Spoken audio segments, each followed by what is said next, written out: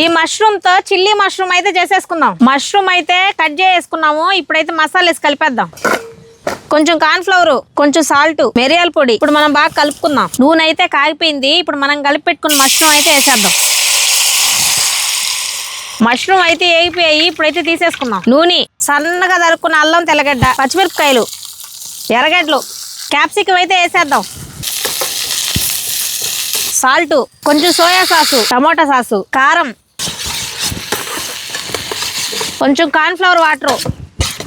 మనం ఫ్రై చేసుకున్న మష్రూమ్ అయితే వేసేద్దాం. ఇప్పుడు మనం బాగా మిక్స్ చేసుకుందాం. చిల్లీ మష్రూమ్ అయితే రెడీ అయిపోయింది. ఫైనల్ గా కొత్తిమీర వేసేసుకుందాం. చిల్లీ మష్రూమ్ అయితే రెడీ అయిపోయింది. మా ఇంటి పక్కన అక్క వచ్చింది. అక్క చేత అయితే ఒకసారి టేస్ట్ చేపిద్దాం. ఇదో అక్క టేస్ట్ చూడు.